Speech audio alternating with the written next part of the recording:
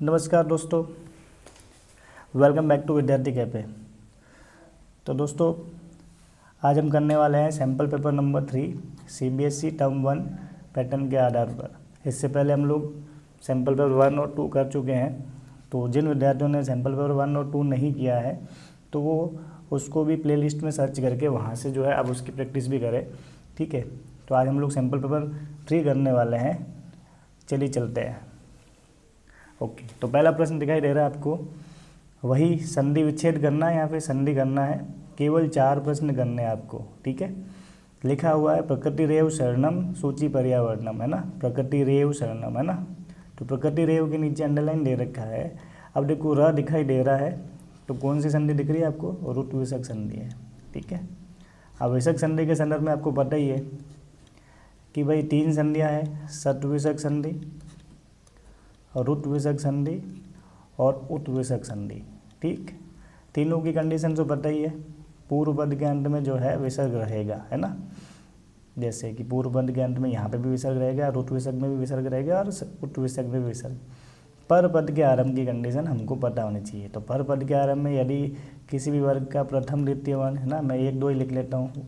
किसी भी वर्ग का प्रथम द्वितीय वर्ण हो या फिर स यानी तीनों स में से कोई भी स हो तो सट विसर्ग संधि होगी। और सट विसर्ग संधि होती है तो हम विसर्ग की जगह स करते हैं। ठीक है, और विसर्ग की जगह स करेंगे। और कौन सा स कहाँ होता है ये तो हम लोग क्लास में डिस्कस कर चुके हैं पहले। ठीक, और जुड़े हुए शब्द में स दिखे तो आपको क्या करना है? स को हटा के विसर्ग लगाना है बाद में। ठीक, रुट विसर्ग संधि की बात करें तो पूर्व पद के अंत में विसर्ग रहेगा, यहाँ पे भी रहेगा, उत विसर्ग संधि में भी रहेगा। पर पद के आरंभ में तीसरा चौथा पांचवा वर्ण होता है या फिर यवर अल ह होता है। यह हलंत ध्यान रखना, यवर अल ह। ठीक, ओके, और या फिर जो है कोई स्वर हो सकता है। ठीक है, तो आपकी रुट विसर्ग संधि होगी। अब उत विसर्ग संधि में भी ये होता है भाई 3 4 5 हो सकते हैं, यवर अल ह भी होगा। ठीक है, और स्वर की बात करें तो अ होता है ना। तो अ वाला एग्जाम्पल होता है, मैं एक आपको बता चुका हूँ क्लास में। लेकिन तो फिर आइडेंटिफाई कैसे करेंगे भाई रुट विसर्ग संधि है कि उत है? तो उत विसर्ग संधि जहाँ होगी वहाँ विसर्ग से पहले अ होगा। ठीक, तो आपको ये चीज़ ध्यान रखनी है कि भाई विसर्ग से पहले अ हो तो उत है, और विसर्ग से पहले अ के अलावा कोई अन्य स्वर है तो रुट विसर्ग संधि है। क्यों? क्योंकि इन दोनों के नियम लगभग एक जैसे हैं। ठीक है, तो ये ध्यान रखेंगे। तो भाई अब यहाँ देख लेते हैं भाई, और जुड़े हुए शब्द में रुट विसर्ग संधि में र दिखता है। ठीक, उत विसर्ग संधि में ओ दिखेगा, ध्यान रखोगे, क्योंकि विसर्ग की जगह होता ऊ है। लेकिन क्योंकि मैंने अभी बताया था विसर्ग से पहले अ होता है। ठीक है, तो विसर्ग से पहले अ रहेगा और विसर्ग की जगह ऊ होगा, तो अ प्लस ऊ मिलके ओ हो जाता है। ठीक, तो आपने तो र दिखा था, तो इस र को हटाना है और विसर्ग लाना है। तो र प्रकृति के बाद र दिखाई दे रहा है, तो प्रकृति के बाद विसर्ग कहाँ दिखाई दे रहा है? एक ही जगह दे रहा है। ओके, तो हमारा क्लियर हो गया। अब जैसे यहाँ प्रकृति तो है लेकिन विसर्ग नहीं है। ठीक, अच्छा देखो और भी देख लेते हैं। ठीक, ये रा आता है तब आधा होता है, तो इस राम में कोई स्वर जुड़ा हुआ है तो एक की मात्रा लगी है तो ए बाहर निकला हुआ है। क्लियर, तो प्रकृति प्लस ए, बाकी देखो कहीं पे भी नहीं है। क्लियर, चलते हैं आगे। अभी मैंने सट विसर्ग संधि की बात की थी, जुड़े हुए शब्द में स दिखाई दे रहा है आपको। ठीक, तो इस स को हटा दो और विसर्ग लगा लो। तो अयम मेक तक लिखा हुआ है तो अयम मेक हो गया। ठीक है, विसर्ग ले आए स की जगह पे और टावर लिखा हुआ है। ठीक, अब देखो कहाँ पे अयम एक के बाद कहीं पे भी विसर्ग नहीं है, तो सारे एग्जाम्पल अपने आप ही कट गए। ठीक है, अब इस एग्जाम्पल को जो है अगर और देखें और विच्छेद करें तो इस तरीके से भी हो जाता है, ध्यान रखना। ठीक है, ये अयम प्लस एक, ठीक है, प्लस तावत प्लस विभाज्य। ठीक है, आपको जो पूछा जाए उस हिसाब से ही करना है। ठीक है, अब यहाँ पे त को द हो रखा था ना, यहाँ पे जैसा तो संधि भी है। ओके, यहाँ सट विसर्ग संधि भी है। ठीक है, तो आपको जितना दिया जाए उतना करना। अब आपको हमको यहाँ पे जितना दिया है ऑप्शन में उतना हमने पकड़ लिया सीधा। ओके, सारा विच्छेद करने के लिए नहीं कहा तो नहीं किया हमने। चलते आगे। अब देखो तृतीय वर्ण दिखे जोड़े हुए शब्द में कौन सी संधि होती है? जसत्व संधि होती है ना। और ये तृतीय वर्ण किसकी जगह होता है? ये जो तीसरा वर्ण है किसकी जगह होता है? प्रथम वर्ण की जगह होता है। तो इस तृतीय वर्ण की जगह उसी वर्ग का प्रथम वर्ण लेना है। तो द है तृतीय वर्ण, तो द का जो है प्रथम वर्ण कौन सा हो जाएगा, त, है ना भाई। त वर्ग का ही तो है द तीसरा वर्ण, है ना, और त वर्ग का प्रथम वर्ण तो त खुद ही है। तो इस द को हटा के त लाना है। तो द को हटाकर त देखो एक ही ऑप्शन में दे रखा है ना, युष्मत, बाकी कहीं त दे ही नहीं रखा, मतलब प्रथम वर्ण कहीं दे ही नहीं रखा। प्रथम वर्ण मतलब ये नहीं है कि किसी भी वर्ग का देख लो, जो तीसरा वर्ण है उसी वर्ग का प्रथम वर्ण लेना है, ठीक है। तो द त वर्ग का तृतीय वर्ण है और त वर्ग का प्रथम वर्ण, फिर ऑब्वियस चीज़ त ही है, ठीक। तो जैसा तो संधि आप लोगों को समझ में आ रखी है, ओके। चलते हैं आगे। आगे लिखा हुआ है भवतोर गुरु, देखो र दिखाई दे रहा है फिर से हमको, है ना, ऊपर है, क्योंकि देखो वहाँ तो आयम एकस में लिखा हुआ था ना, ये वाला है ना, आयम एकस तावत है ना, ये वाला नहीं, सॉरी, इससे आगे वाला एक एग्जाम्पल था प्रकृति रेव। यहाँ तो जो है र पूरा इसलिए था क्योंकि आगे स्वर था, ठीक है। लेकिन यहाँ जो है स्वर नहीं है, इसलिए र ऊपर चला गया, आधा र है ना।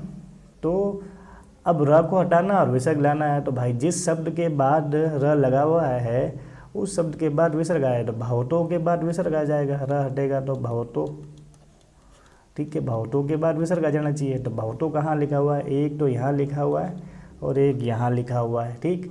तो भवतों के बाद विसर्ग कहाँ है, यहीं पे ग में, है ना।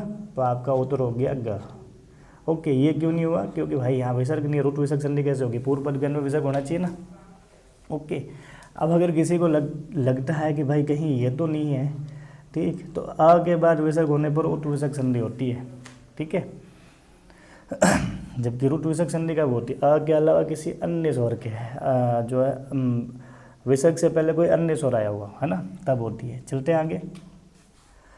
हाँ, काश्चिद अस्मिन लिखा हुआ है ना, काश्चिद अस्मिन, कश्चिद अस्मिन लिखा हुआ है ना, तो द आया हुआ है फिर से, है ना। अब द तृतीय वर्ण है, तृतीय वर्ण होने पर कौन सी संधि हो गई, जसतु संधि होती है। और जसतु संधि का नियम क्या है, वही प्रथम वर्ण, ऐसा तो प्रथम द्वितीय तृतीय चतुर्थ वर्ण भी हो जाता है। अब क्योंकि 10th तक के लिए प्रथम से तृतीय और तृतीय से प्रथम होने वाले एग्जाम्पल ही होते हैं ज़्यादातर, सिखाने के लिए तो मैंने आपको पूरा बताया, है ना, ठीक। तो प्रथम की जगह तीसरा वर्ण करना होता है, कब करेंगे, जब रूल तो यह है कि 1 2 3 4 यानी पहले दूसरे तीसरे चौथे वर्ण से परे किसी भी वर्ग का तीसरा चौथा पांचवा वर्ण हो, ठीक है, या फिर यवर अल हो, है ना, या फिर कोई स्वर हो, यवर अल हो, या फिर कोई स्वर हो, तो जो ये वर्ण दे रखे हो ना, चाहे पहला वर्ण हो, चाहे दूसरा हो, चाहे तीसरा हो, उस वर्ण की जगह उसी वर्ग का तीसरा वर्ण करते हैं जब जोड़ते हैं तब। हालांकि आप लोगों को तो प्रथम वर्ण ही दिया आएगा, प्रथम की जगह तृतीय करना है, ठीक है, और तृतीय की जगह वापस प्रथम करना है, ठीक। तो आपने तृतीय वर्ण दे रखा है तो विच्छेद करते वक्त प्रथम वर्ण करेंगे। तो द का प्रथम वर्ण कौन सा है, अभी एक एग्जाम्पल और आया था पहले, त है प्रथम वर्ण, तो हमको त करना है, ठीक है। अब देखो हमने जो रूल देखा हुआ है कि नहीं है, तो प्रथम वर्ण है, इसके अंत में देखो प्रथम वर्ण एक ही जगह दे रखा था, है ना, ख में ही, और प्रथम वर्ण से परे स्वर आया हुआ है, तो हमारे रूल में देखो स्वर है ना, ओके। तो यानी कि 1 2 3 4 से परे तीसरा चौथा पांचवा वर्ण यवर अल ह, या फिर कोई स्वर हो, तो जो वर्ण दे रखा है पहला दूसरा हो, चाहे तीसरा हो, चाहे चौथा हो, उसकी जगह उसी वर्ग का तीसरा वर्ण करते हैं जब हम लोग जोड़ते हैं, है ना। आप लोग तो पहला दिया हुआ रहेगा और पहले की जगह ही तीसरा करना है, और विच्छेद करोगे तो तीसरा दिया हुआ रहेगा, तीसरे की जगह ही प्रथम करना है, ओके। तो हमने यहाँ त कर लिया, और ये व्यंजन संधि है, तो जो पूर्व पद का जो वर्ण होता है अंत में वो हमेशा हलंत रहेगा। तो देखो त हलंत है यहाँ पे, ठीक। कभी कभी ऐसा एग्जाम्पल भी दे देता है, कश्चित, अब त आया हुआ है इसमें भी, प्लस अस्मिन दे देगा आपको। तो आपको ध्यान रखना पूर्व पद के अंत में हलंत रहेगा जसो संधि अगर होगी तो, क्योंकि जसो संधि व्यंजन संधि है, तो अंतिम वर्ण जो होगा पूर्व पद के अंत में वो हलंत होगा। अब 1 मिनट के लिए मान लो कि पूरा होता तो क्या होता, क्या जसो संधि नहीं होती, बिल्कुल नहीं होती। देखो पूर्व पद के अंत में यानी त में अ जुड़ा हुआ है, और अस्मिन में भी अ आया हुआ है, तो अ और अ मिलके क्या होता है, आ होता है, यानी कि दीर्घ संधि हो जानी चाहिए थी फिर तो, ठीक। तो त हलंत होएगा, अगर त हलंत है तो समझ लेना जसो संधि है, ठीक। तो अपना उत्तर हो गया कश्चित प्लस अस्मिन। आगे देखो लिखा हुआ है महानगर मध्य, इसके नीचे अंडरलाइन है। अब आपको समास करना है या फिर समास विग्रह करना है, तो भाई इसका समास विग्रह करना है, इसमें भी 4 प्रश्न करना है, एग्जाम में इंस्ट्रक्शन के अकॉर्डिंग ही काम करना, ठीक है। महानगर मध्य का मतलब हो गया महानगर के बीच में। अब कौन सा चिन्ह छिपा हुआ है इस शब्द में, महानगर के बीच में, मध्य में सप्तमी विभक्ति, महानगर के बीच में के चिन्ह छिपा हुआ है ना दोनों शब्दों के बीच में। तो ये जो महानगर है इसमें के चिन्ह छिपा हुआ, महानगर मध्य इन दोनों शब्दों के बीच में के चिन्ह छिपा हुआ है ना। और के चिन्ह कौन सी विभक्ति होता है, षष्ठी विभक्ति का होता है। ठीक, तो महानगर मध्य जो है लिखा हुआ है महानगर, उसमें कौन सी विभक्ति लग जाएगी, षष्ठी विभक्ति लग जाएगी। तो महानगर शब्द में षष्ठी विभक्ति कहाँ लगी हुई है, केवल एक ही जगह लगी हुई है, क में, महानगर से मध्य। ये आपका उत्तर हो गया। ठीक, बाकी देखो यहाँ द्वितीय लगी हुई है, सप्तमी लगी हुई है, सप्तमी बहुवचन लगा हुआ है। ठीक है, तो पता चल गया कि ये कौन सा समास हो गया, षष्ठी तत्पुरुष समास है, क्योंकि षष्ठी का चिन्ह छिपा हुआ है, षष्ठी तत्पुरुष समास। ओके, कर लोगे, आराम से कर सकते हो। शब्द को देखना है, अपने आप पता चल जाएगा समास कौन सा है। आगे चलते हैं, लिखा हुआ है यथा समयम। अब आपको एग्जाम्पल देखते ही समझ में आ गया होगा समास कौन सा है ना। नाम पूछा नहीं, लेकिन फिर भी हम लोग नाम देख लेते हैं। तो पूर्व पद अव्यय है, और पूर्व पद अव्यय हो, और संपूर्ण जो है पूर्ण पद जो है नपुंसकलिंग एक वचन में हो तो अव्ययी भाव समास होता है। ठीक है, कैसे पता चला, पहला पद यथा है, यथा अवयव है, और संपूर्ण पद जो दे रखा है वो नपुंसकलिंग एक वचन में है ना। लास्ट में म हलंत यानी अनुस्वार आया हुआ है ना, पता चल गया नपुंसकलिंग एक वचन में है तो अव्ययी भाव समास है। ओके, अब अव्ययी भाव समास है तो अव्यय के अनुसार उसका विग्रह करेंगे तो यथा का मतलब होता है अनतिक्रम्य। ठीक, ओके, तो अनतिक्रम्य आना चाहिए लास्ट में, तो एक चीज़ तो ये हो गई।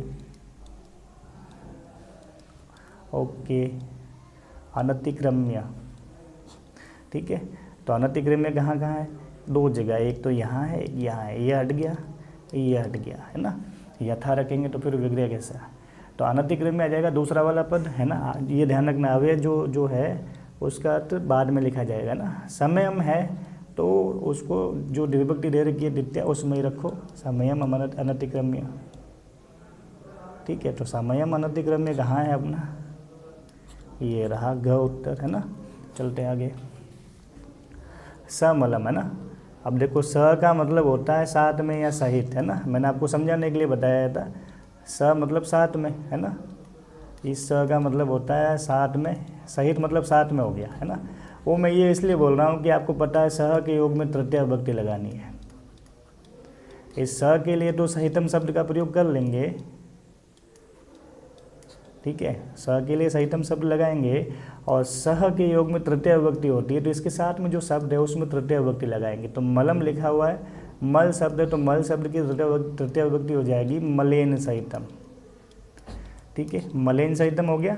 मलेन सहितम कहाँ पे आया हुआ है, एक ही जगह आया हुआ है, आसान हो गया है ना। तो सह मतलब साथ में होता है, और आपको याद करने के लिए मैंने बताया है सह मतलब साथ में होता है, और सह के योग में आपको पता है तृतीय विभक्ति होती है। तो सह के लिए सहितम शब्द लगा लेंगे, और आपको पता है सह के योग में साथ में, यानी कि सह मतलब साथ में और सह के योग में तृतीय विभक्ति लगती है, तो जो साथ में शब्द है उसमें तृतीय विभक्ति लगाएंगे। ओके, तो एक ही उत्तर है आपका, सीधा पकड़ सकते हो। आगे देखो, लिखा हुआ है माता च पिता च है ना, द्वंद्व समास का उदाहरण है ना। अब द्वंद्व समास का उदाहरण है तो मैंने बताया था जितने शब्द होते हैं उतने जो है उसके अकॉर्डिंग वचन लगाना। दो है तो द्विवचन आएगा अंतिम शब्द में, और दो से अधिक है तो जो है बहुवचन आएगा। ओके, अब यहाँ आपका उत्तर हो गया पितरो। ये एक से इस द्वंद्व का एग्जाम्पल हो गया ना, पितरो। पितरो मतलब हो गया माता चा पिता चा, यानी कि माता और पिता, जैसे पति पत्नी, उन दोनों को अगर वन वर्ड में गए तो दंपति कहते हैं। एक से इस द्वंद्व हो गया। ठीक, इसके दो उत्तर हो सकते थे, एक तो हो गया पितरो। अब एक होता कि भाई जो मूल शब्द बनाते हैं यानी कि दोनों प्रथमा विभक्ति लगा के विग्रह करते हैं, तो माता पितरो। ठीक है, अब पितरों में द्विवचन आ जाता क्योंकि दो लोग थे। जो अंत में शब्द होता है उसमें द्विवचन लगाएंगे, अगर अंत में पुल्लिंग शब्द है तो पुल्लिंग के अकॉर्डिंग लगाएंगे, स्त्रीलिंग शब्द है तो स्त्रीलिंग के अकॉर्डिंग। लेकिन यहाँ देखो माता पितरो कहीं नहीं दे रखा है ना। ये माता पितरो वैसे ही रॉन्ग हो गया, ये माता पितौ है वैसे ही रॉन्ग हो गया, ये माता पिता लिखा विभक्ति नहीं लगाई इसलिए रॉन्ग है। ठीक है, तो यहाँ तो माता पितरो होता है, यहाँ फिर खाली पितरो, एक से इस द्वंद्व के हिसाब से। ओके, चलते हैं आगे। उपग्रामम। ठीक, अब उपसर्ग का प्रयोग समीप अर्थ में करते हैं, यानी कि पास में अर्थ में है ना। पास में कह दो, समीप कह दो, एक ही चीज़ है। समीप में इसलिए कह रहा हूँ क्योंकि हमारा काम हो जाता है विग्रह कराने में, तो समीपम होता है ना। समीपम मतलब समीप है ना। तो उपग्रामम का मतलब हो गया गाँव के पास। ठीक, उप का मतलब पास में होता है, समीप होता है, एक ही बात है। तो गाँव के पास, तो अब कौन सा चिन्ह छिपा हुआ है, के चिन्ह छिपा हुआ है गाँव के पास, तो ग्राम में के लगा लेंगे, के चिन्ह के हिसाब से षष्ठी विभक्ति। क्या हो जाएगा, ग्रामस्य, गांव के पास शाब्दिक अर्थ है, ठीक। तो गांव के पास तो के षष्ठी विभक्ति हो गया अपने, तो गांव के यानी कि ग्रामस्य, और उपसर्ग के लिए आप समीपम शब्द जोड़ लेंगे पीछे, तो समीपम, तो ग्रामर से समीपम जो आपका उत्तर हो गया, सीधा सीधा उत्तर हो गया। अब आपको अगर ये जो ऑप्शन दे रखे उसमें तो सीधा सीधा वैसे ही पकड़ा जाता, ठीक। क्या आपको पता है उप का मतलब समीप होता है, पास में होता है, समीप एक ही जगह है, बाकी कहीं नहीं है। विभक्ति भले ही कौन से लगानी पता ना हो तो भी पकड़ सकते थे, लेकिन पूरा पता होना चाहिए आपको, पूरा पता, कभी ऐसा ऑप्शन आ जाए मिलते जुलते तो काम आता है। आगे लिखा हुआ है कि भाई प्रकृति प्रत्यय करना है, ठीक है। तो लिखा हुआ है महत्वम, ये तो हम लोग पहले कर चुके हैं इसलिए मैं सीधा ही उत्तर बता देता हूँ, महत्व प्लस त्वा एज इट इज़ आ चुका है पहले भी, ठीक। गंगा नदी लिखा हुआ है और ये जो है दीप प्रत्यय है, ठीक है, ध्यान रखेंगे। नद जो है नद प्लस दीप हो गया, ओके। तो आप लोग सीधा सीधा ध्यान रखेंगे इसको, दीप प्रत्यय है ये, ओके, ये वाला है ना। चलते हैं आगे। रमणीय प्लस तल लिखा हो, देखो तल प्रत्यय जो है उसमें थोड़ा बहुत कन्फ्यूज़न होता है, ध्यान रखना। कैसे, कन्फ्यूज़ होने की ज़रूरत तो नहीं है वैसे, अगर आप लोग त्वा प्रत्यय जानते हैं तो तल प्रत्यय आराम से हो जाएगा। त्वा प्रत्यय किस लिए करते हैं, भाववाचक संज्ञा बनाने के लिए, ठीक। और त्वा प्रत्यय में आप क्या करते हो कि त्वम कर देते हो, यानी कि जब जोड़ते हो त्वा प्रत्यय तो पूर्ण पद जो बनेगा वो नपुंसकलिंग एकवचन में बनेगा, ठीक। तो सिमिलर सी चीज़ है, ये जो तल प्रत्यय है इसका प्रयोग भी भाववाचक संज्ञा बनाने के लिए करते हैं, ठीक है, भाववाचक संज्ञा बनाने के लिए करते हैं। जिस तरह ये नपुंसकलिंग में रहता है, नपुंसकलिंग एक वचन में रहता है, उस तरह तल प्रत्यय जो है स्त्रीलिंग में रहेगा, यानी कि तल में त रहेगा ना, ठीक। तो ये स्त्रीलिंग में रहेगा तो अंत में ता दिखाई देगा भाववाचक संज्ञा बनाने के लिए, ठीक है, ओके, क्लियर हो गया। तो अब देखो अंत में ता कहाँ आया हुआ है, यहाँ आपको ता दिख रहा है लेकिन ये ताम पढ़ेंगे इसको ना, बिंदी लगी अनुसार लगा हुआ है, तो ता एक ही जगह आया हुआ है, सिंपल सा उत्तर हो गया, क्लियर। चलते हैं आगे। शक्ति प्लस मतुप, अब मैंने उस दिन बताया था भाई मतुप प्रत्यय जहाँ हो वहाँ अंत में मत या मान या फिर मति, और भी कहा था मैंने, है ना, एक होता है वत, वान या फिर वती, है ना, 2-3 चीज़ें बोल दिया भाई, इतनी सारा कन्फ्यूज़न है क्या, कन्फ्यूज़न कुछ नहीं है, ठीक। मत वत होता है नपुंसकलिंग में, वान मान होता है पुल्लिंग में, और मति वती होता है स्त्रीलिंग में, ठीक। ये जो काम करेंगे वत वान या वती जो है वो कब करेंगे, जब हम लोग देखेंगे जिसमें मतु प्रत्यय जोड़े हो उसमें अंत में यानी कि अंतिम स्वर अ हो, और उसके अलावा अन्य हो तो फिर ये वाला काम करेंगे, मत मान मति, ठीक। पुल्लिंग होगा तो मान, स्त्रीलिंग होगा तो मति, नपुंसकलिंग होगा तो मत, एक वचन के लिए, ठीक है। अब देशः पुल्लिंग शब्द हो गया, ठीक। तो शक्ति प्लस मतु पुल्लिंग का रूप कौन सा है, शक्तिमान। अब देखो शक्तिमती भी दे रखा है, अब आपने आइडेंटिफाई गलत किया तो उत्तर गलत, ठीक है। चलते हैं आगे। वत्सल प्लस ताप, है ना, तो आ रहेगा शेष, वत्सला पुल्लिंग शब्दों को स्त्रीलिंग में बनाने के लिए, उसमें पूरा ता आ रहा था, ध्यान रखना तल प्रत्यय में, और दूसरा भाववाचक संज्ञा बनाने के लिए कर रहे हो, यहाँ पुल्लिंग शब्दों को स्त्रीलिंग जो है बनाने के लिए करेंगे, इसमें सिर्फ आ शेष रहता है, ओके। चलते हैं आगे। वाच्य परिवर्तन करना है, ठीक है, केवल 3 करना है, और वाच्य परिवर्तन करना, देखो ये कौन सा वाच्य है, पहली चीज़ तो ये है कर्तरी वाच्य ना, कर्ता में प्रथमा विभक्ति है, और क्रिया जो है कर्ता के अनुसार, कर्ता प्रथम पुरुष एक वचन, क्रिया भी प्रथम पुरुष एक वचन। अब इसको कर्तरी वाच्य हमको पता चल गया, कर्तरी वाच्य है तो वाच्य परिवर्तन करना है, तो भाई कर्म वाच्य में बदलेगा क्योंकि कर्म भी दे रखा है इसमें, गीतम कर्म है, तो कर्तरी वाच्य कर्म वाच्य में बदलेंगे तो कर्ता में कौन सी हो जाएगी, तृतीय विभक्ति हो जाएगी, ठीक। पहली चीज़ तो ये हो गई। अब कर्ता में तृतीय विभक्ति कहाँ है, ये देखो 3 तृतीय विभक्ति, सीधा उत्तर हो गया। बाकी कहीं पे भी कर्ता में तृतीय विभक्ति है ही नहीं, एक स्टेप से ये हमारा उत्तर आ गया। आगे वाले भी ध्यान रखना चाहो तो कर्म में जो है प्रथमा विभक्ति होती है, तो अब नपुंसकलिंग शब्द जो होते हैं उसकी प्रथमा द्वितीया सेम होती है, तो गीतम नपुंसकलिंगी शब्द हुआ, ठीक। तो गीतम लिखा हुआ ही है, ठीक। अब इसको आत्मनेपदी में कन्वर्ट कर लिया, गीयते हो गया, ते अंत्य आएगा, ओके, सीधा उत्तर आ गया। लिखा हुआ है मया गम्यते, ये हो गया भाववाच्य, क्योंकि यहाँ कर्म दिखाई नहीं दे रहा है, ओके। अच्छा भाववाच्य है तो इसको कर्मवाच्य में बदलेंगे, सॉरी कर्तरी वाच्य में बदलेंगे। तो कर्ता में अगर तृतीया है तो कर्तृवाची में बदलेंगे तो कर्ता में कौन सी हो जाएगी, प्रथमा हो जाएगी। तो मया तृतीया है तो कर्तृवाची में बदलेंगे तो प्रथमा विभक्ति कौन सी हो जाएगी, अहम। अच्छा, अहम आवाम वयम तीनों है ना, तो अहम ही क्यों लेंगे, क्योंकि मया प्रथम जो है प्रथमा विभक्ति तृतीय विभक्ति का एक वचन है, तो जो वचन दे रखा है वही वचन लेना है हमको, तो ये भी एक वचन में अहम। ओके, अब अहम जो है आपका उत्तम पुरुष का एक वचन हो गया, तो उत्तम पुरुष एक वचन की क्रिया लेंगी, तो गच्छामि उत्तम पुरुष एक वचन है या नहीं है ये देखेंगे आप लोग, ठीक है। तो यहाँ देखो अहम आया हुआ है तो अहम वाले उत्तर होंगे, तो ये तो अपना कट गया वैसे ही। अब देखो उत्तम पुरुष एक वचन की क्रिया कौन सी है, गच्छानि तो लोट लगार में हो गया है ना, ठीक। तो आपका जो है ये हो गया गच्छामि है ना, गच्छामः बहुवचन है तो अहम गच्छामि। क्लियर, आगे चलते हैं। त्वया फलम खाद्यते, वो का वो तरीका है ना। अब त्वया कर्ता में तृतीय आई हुई है, ठीक है, तो समझ लिया हमने ये जो है आपका कर्मवाच्य है, कर्मवाच्य है तो कर्ता में तृतीया को प्रथमा में बदल लेंगे, तो प्रथमा कौन सी हो जाएगी, त्वया का, तो प्रथमा विभक्ति हो गई त्वम, ठीक है। तो भाई त्वम कहाँ है भाई, यहाँ है और यहाँ है, तो ये दो उत्तर तो कट हो गए अपने ऊपर वाले, ठीक है। अब देखो और लट लकार वाला है, ठीक है। अब देखो त्वम जो है आपका जो है मध्यम पुरुष का एक वचन है, तो इसके साथ जो क्रिया आएगी वो भी मध्यम पुरुष एक वचन की आएगी। मध्यम पुरुष एक वचन की क्रिया कहाँ है, खादसी, ठीक है। तो आपका उत्तर हो जाएगा ग, ये हो गया गलत। चलते हैं आगे। लव वनम गच्छति, तो अब देखो ये कर्तरी वाच्य है, कर्ताम प्रथमा और क्रियाकर्ता के अनुसार प्रथम पुरुष एक वचन, प्रथम पुरुष एक वचन, तो ठीक है इसको बदलेंगे हम लोग जो है, ठीक। तो कर्ता में कौन सी हो जाएगी, वाच्य बदलेंगे, तृतीय विभक्ति हो जाएगी, तो कर्ता में तृतीय विभक्ति कहाँ आई हुई है, एक की जगह आई हुई है, ठीक। क्लियर हो गया। लवेन वनम गम्यते। चलते हैं आगे। समय वाला है, ठीक। तो आपको मैंने उस दिन बताया था फिक्स टाइम हो तो वादनम लगा लेंगे, यानी कि आपको 1 से लगा के 12 तक की गिनती याद है, तो 1 बजे तो एक वादनम, 2 बजे तो द्विवादनम, 3 बजे तो त्रिवादनम, जो भी है, ठीक। सिर्फ पीछे वादनम लगा लेंगे फिक्स टाइम के लिए। 15 मिनट ऊपर हो तो आपके हो जाएगा सपाद, 30 मिनट ऊपर हो तो सार्ध हो जाएगा,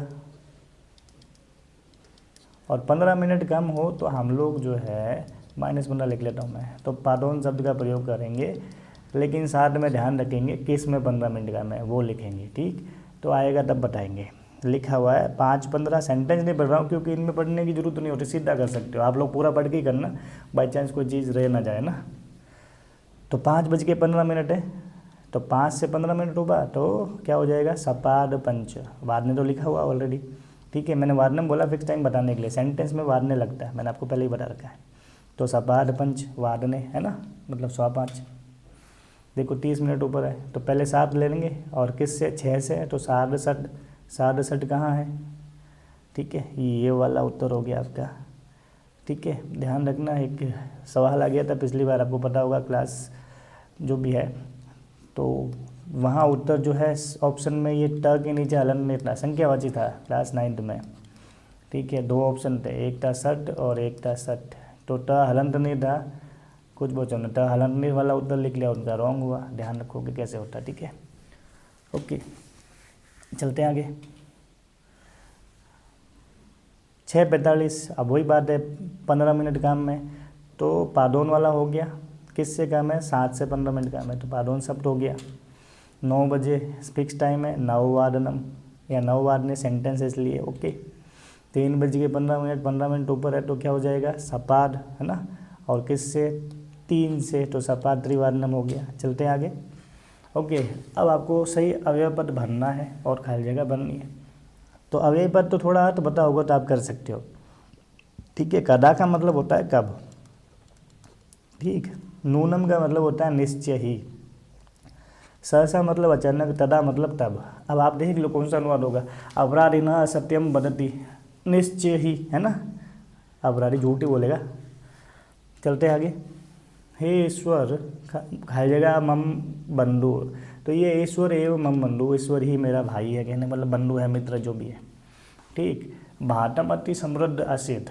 अब देखो पूरा मतलब हो गया पहले का कह दो, प्राचीन कह दो, तत्र मतलब वहाँ, कदा मतलब कभी, तथा मतलब समझते हो, ठीक। तो यहाँ आ जाएगा पूरा भारतम, प्राचीन भारत। बहुत समृद्ध था कहने का मतलब है ना, थोड़ा अनुवाद करोगे तो और स्पष्ट हो जाएगा। दीने कृते दया ना खाइएगा भवती, यानी गरीबों के प्रति, दुखियों के प्रति की हुई दया कभी व्यर्थ नहीं होती, तो वृथा, है ना। ऑब्वियस चीज़ें लगा के देख लो, च मतलब और होता है, अद्य मतलब आज होता है, स्व मतलब आने वाला कल, अपने आप पता चल गया। ओके, अशुद्धि संशोधन करना है। वयम है आपका अशुद्धि संशोधन और संधि के नीचे अंडरलाइन है ना, तो वयम जो है आपका उत्तम पुरुष बहुवचन का करता है, तो क्रिया उत्तम पुरुष बहुवचन की होनी चाहिए, तो उत्तम पुरुष बहुवचन की क्रिया केवल स्म है, तो आपका उत्तर स्म हो जाएगा। चलते हैं आगे। करोति लिखा हुआ है, ठीक है। भवंतः, अब भवंतः जो है आपके बहुवचन क्या हो गया, तो करोति की जगह कुर्वन्ति आ जाएगा, ठीक है। मने लिखा हुआ है, अब देखो सप्तमी विभक्ति लगती है ऐसे, ठीक है, लेकिन सप्तमी विभक्ति मनस शब्द की मनस ही होती है, ठीक है, ध्यान रखेंगे। अनारिकाया मनसी, 8वीं क्लास में पढ़ा होगा ना, तो मनसी मतलब सप्तमी विभक्ति हो गई, ओके। कुशलहो तापसो, है ना, दोनों जो है पुल्लिंग है, तो दो हो जाएगा, ठीक है। आगे देखो, प्रश्न निर्माण करना है, ठीक है, तो सूची यानी कि शुद्ध, है ना, तो की रस्म हो जाएगा, पहले भी आया हुआ है, ठीक है। अब देखो यहाँ अंडरलाइन नहीं दिया हुआ था तो मैंने लगा ली है, तो पितुहु के नीचे अंडरलाइन है। पितु पुल्लिंग शब्द है, षष्ठी विभक्ति एक वचन है, तो किम शब्द पुल्लिंग षष्ठी विभक्ति एक वचन, कस्य में, ठीक है। आप लोग सोचेंगे जब भी प्रश्न निर्माण आया तो रेखांकित पद को देखिए, उसका पद परिचय कीजिए, मतलब उसमें जो है पहले देखो लिंग कौन सा है, पुल्लिंग है कि स्त्रीलिंग है कि नपुंसकलिंग, फिर देखो विभक्ति कौन सी है ना, फिर देखो वचन कौन सा है, उसी विभक्ति उसी वचन के किम शब्द का प्रयोग करना उसी लिंग के, ठीक। तो षष्ठी विभक्ति एक वचन है और पुल्लिंग शब्द है, तो पुल्लिंग शब्द की षष्ठी विभक्ति एक वचन जो होती है किम शब्द की कस्य होती है। शिशु जनः लिखा हुआ, अब शिशु जनः में प्रथमा विभक्ति का एक वचन हो गया, तो कह हो जाएगा। भूमौ, ठीक है, भूमि एक कारण शब्द हो गया आपका, और भूमौ में जो है सप्तमी विभक्ति है, ठीक है। अच्छा, मैंने एक चीज़ और बताई थी कि भाई मैंने कहा था कि अगर किसी स्थान के नीचे अंडरलाइन हो तो वहाँ हम लोग जो है सप्त ककारों में से कुत्र का प्रयोग कर सकते हैं, ठीक है। एक कुतः का भी होता है, लेकिन कुतः जो है रेखांकित पद स्थान के नीचे होगा, लेकिन उसमें पंचमी विभक्ति का होता है, ठीक। और कुत्र स्थान के नीचे अंडरलाइन होगा, और 90% केसेज में सप्तमी विभक्ति का प्रयोग हो रखा होगा, ठीक है। तो यहाँ कुत्र आ जाएगा, ओके। धैर्यवान, ठीक है। अब भाई इसमें देखो प्रथमा है तो कह कर लो, है ना, पुल्लिंग शब्द देख लो आपने। चलो आगे, माता लिखा हुआ है, स्त्रीलिंग शब्द है, और प्रथमा विभक्ति का एक वचन है, तो किम शब्द प्रथमा विभक्ति एक वचन स्त्रीलिंग में क्या होता है, का होता है। चलते हैं आगे। दुर्लभम, दुर्लभम का समानार्थक शब्द क्या हो जाएगा, सॉरी क्या कह रहा है ये कि प्रसंग अनुसार करना है ना, दुर्लभ का समानार्थक, हाँ सही बात है, कठिनम हो जाएगा, ठीक है।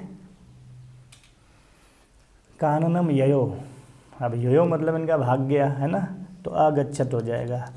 डिपेंड करेगा एग्जाम्पल में क्या दे रखा है, ययो मतलब भूतकाल अर्थ में है, यहाँ पे यानी कि भाग गया, कहानी का अंश है ये, तो आपकी जो उत्तर दे रखा है भाई गतवान भी हो सकता है, ठीक है, गतवान कर सकते हो। गतवान का जब ऑप्शन में दिया होगा कितवतु प्रत्यय का ऑप्शन, दोनों में से एक चीज़ दी हुई होगी, ठीक है, तो यहाँ अगच्छत, तो ध्यान रखना जो भी दिया होगा एक वचन के हिसाब से करोगे, क्योंकि व्याकरण में एक वचन है, ठीक है। तो ये भी हो सकता है, लेकिन ऑप्शन अपने आया हुआ नहीं है, लेकिन मैं बता रहा हूँ आपको क्योंकि भूतकाल अर्थ में है ये भी, ठीक है।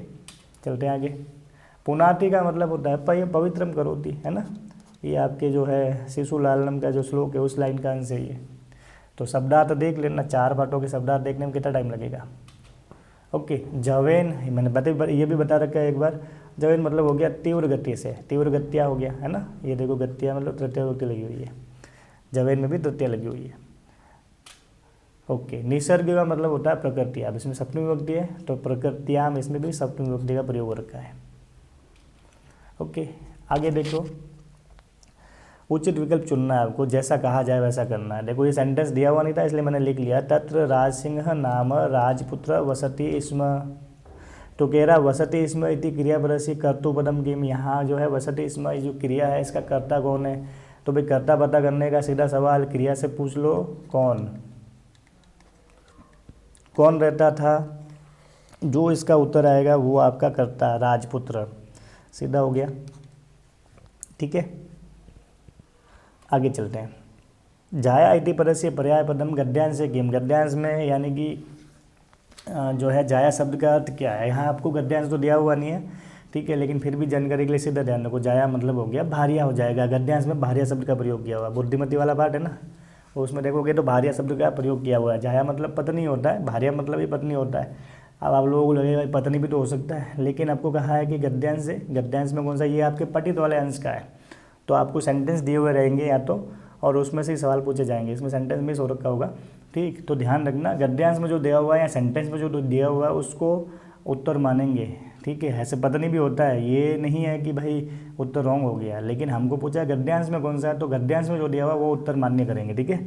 तो भारिया हो जाएगा, पाठ में भारिया शब्द का प्रयोग किया हुआ है। युवाम का जो है युवाम इति कर्तुपदस्य क्रियापदम की, युवाम जो है करता है, इसका जो है क्रिया कौन सी इसकी, ठीक। तो युवाम जो है कौन से वचन का और कौन से पुरुष का करता है, मध्यम पुरुष का एक वचन, ठीक है। मध्यम पुरुष एक वचन, तो मध्यम पुरुष का एक वचन नहीं, मध्यम पुरुष का द्विवचन। तो मध्यम पुरुष द्विवचन की क्रिया कौन सी है, तो आपको पता ही है भाई, पर धातु लट लगा रही है, ये रही मध्यम पुरुष द्विवचन। कुरुतः, पीछे था के पीछे विसर्ग आएगा।